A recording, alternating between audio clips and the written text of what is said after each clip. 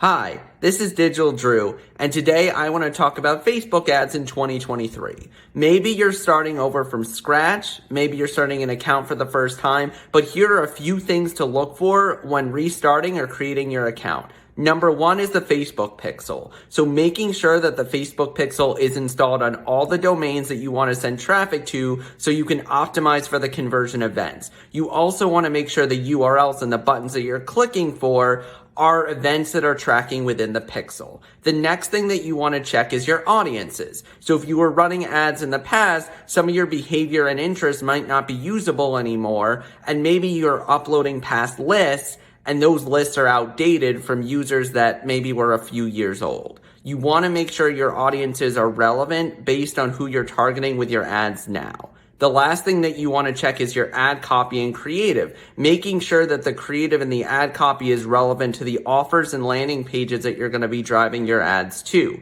If you found this video helpful, make sure to follow my page.